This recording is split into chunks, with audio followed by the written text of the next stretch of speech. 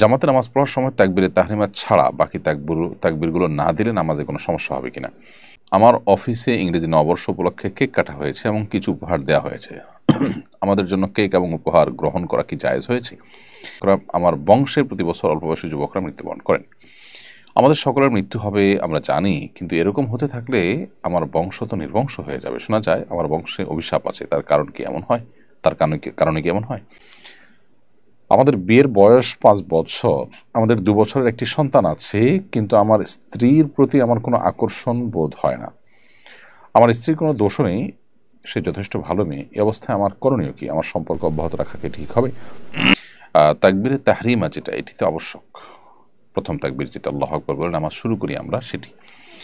এর বাইরে বাকি যে তাকবীরগুলো আছে, উঠা বসার তাকবীর, রুকুতে যাওয়ার, সেজদা যাওয়ার, সেজদা থেকে উঠার, এই যে পরবর্তী তাকবীরগুলো আছে, এই তাকবীরগুলো পাঠ করা ফরজ বা ওয়াজিব নয়।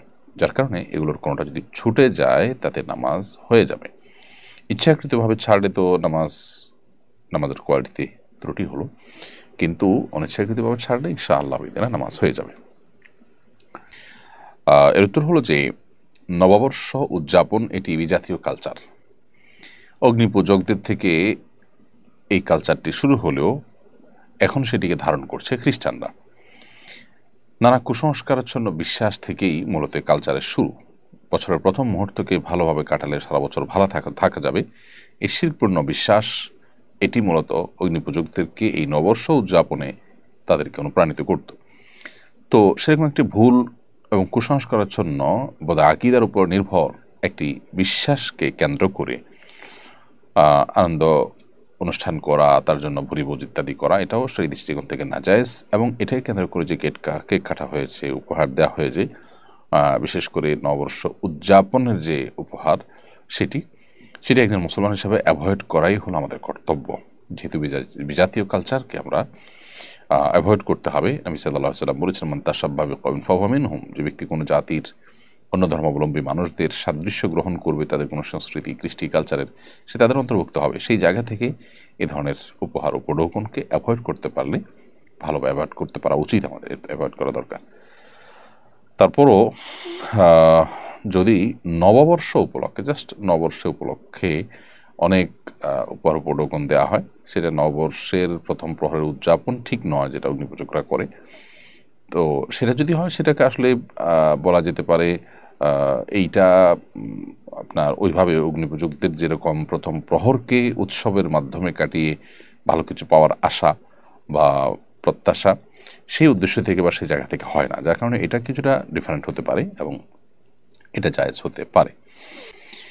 ভাই আল শাহরিয়া, আপনাকে এই প্রশ্ন উত্তরে বলতে চাই, কারোর বদদোয়া লেগে ওই বংশের কোনো মানুষ বাঁচে না, এটি মনে করবার কোনো কারণ নেই। যদি কেউ কোনো অন্যায় করে থাকে, তার প্রতি কারোর মনে কষ্ট বেদনা হয়ে থাকে, মাজলুমের আর্তনাদ বা মনোবেদনার কারণে ক্ষতিগ্রস্ত হলে সে ব্যক্তি হবেন। তার আগত বংশধররা কেউই টিকবে না, সবাই মারা যাবে ওই আগের কারোর বদদোয়ার কারণে, এমনটি হওয়ার কোনো কারণ নেই। কারণ আল্লাহ তাআলা ওয়াজরাতুন উযরা উখরা, আল্লাহ তাআলা কোরআনে কারিমে বেশ কয়েকটি জায়গায় একই কথা বলেছেন, তা হলো কারোর পাপের বোঝা অন্য কেউ বহন করবে না। সো আপনার বংশের কেউ একজন কোনো অন্যায় করেছেন, তার পাপের বোঝা পরবর্তীতে যারাই আসবেন ওই বংশে সবাই বহন করতে থাকবেন, এমনটি মনে করবার কোনো কারণ থাকতে পারে না। তবে এটি নিছক কাকতালীয় বিষয় হতে পারে। তারপর এখানে কোনো স্বাস্থ্যগত কোনো ব্যাপার থাকতে পারে, যেটার কারণে আপনার বংশে এই ধরনের অসুবিধা তৈরি হতে পারে। এমন কোনো খাবার বা এমন কোনো বিষয় আছে যেখান থেকে আসলে এই ধরনের দুর্ঘটনা ঘটছে। পারিবারিকভাবে দেখা যায় ক্যান্সার ইত্যাদি টেন্ডেন্সি থাকে, সেটা কারণে অনেক সময় ক্যান্সার আক্রান্ত হয় একটা ফ্যামিলিতে অনেক মানুষ। এরকম নানাবিধ স্বাস্থ্যগত হিস্ট্রিক্যাল কোনো ইস্যু থাকতে পারে, সেটা আপনারা চেক করতে পারেন, কিন্তু এটাকে বদদোয়া হিসাবে চালিয়ে। আমাদের বিয়ের বয়স 5 বছর, আমাদের 2 বছরের একটি সন্তান আছে, কিন্তু আমার স্ত্রীর প্রতি আমার কোনো আকর্ষণ বোধ হয় না। আমার স্ত্রীর কোনো দোষও নেই, সে যথেষ্ট ভালো মেয়ে। এই অবস্থায় আমার করণীয় কি? আমার সম্পর্ক অব্যাহত রাখা কি ঠিক হবে? দেখুন, এই ইস্যুতে আপনাকে সিদ্ধান্ত নেওয়ার আগে একটা দীর্ঘ সেশন নেওয়া উচিত, বা একাধিক দীর্ঘ সেশন নেওয়া উচিত ভালো প্রাজ্ঞ কোনো আলিমের কাছে, যেখানে আপনারা উভয়ে থাকবেন এবং আপনাদের উভয়ের সুবিধা অসুবিধাগুলো সব আলাপ আলোচনা করবেন। তারপর আপনাদেরকে সিদ্ধান্তে আসতে হবে।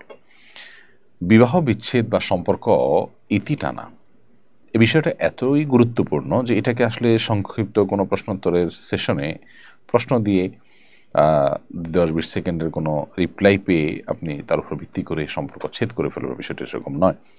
আপনার পারিপার্শ্বিক অবস্থা কি, আপনি একজ্যাক্ট কোন জায়গায় আছেন, সমস্যার জায়গাগুলো কি, সম্ভাবনার জায়গাগুলো কি, সেগুলো আপনাকে আলোচনা পর্যালোচনা করতে হবে, দেন আপনাকে ডিসিশনে আসতে হবে। যদি ব্যাপারটা এরকম হয় যে আপনার স্বাস্থ্যগত সমস্যা, তাহলে সেক্ষেত্রে আপনি চিকিৎসা করাতে পারেন। যদি হতে পারে আপনার মানসিক সমস্যা, সেক্ষেত্রে আপনি চিকিৎসা করাতে পারেন। ট্রিটমেন্ট অ্যাবল যদি না হয়, এদিকে আপনার স্ত্রী এভাবে চলতে থাকলে তার চরিত্র নষ্ট হওয়ার উপক্রম হয়, তাহলে সেক্ষেত্রে আপনাকে বিবাহ বিচ্ছেদের দিকে যেতে হতে পারে, তার চরিত্রকে হেফাজত করবার প্রয়োজনে। এই জন্য পরিস্থিতি কি আছে না আছে সেটি আলাপ আলোচনা করে তারপর আপনাকে সিদ্ধান্তে আসতে হবে।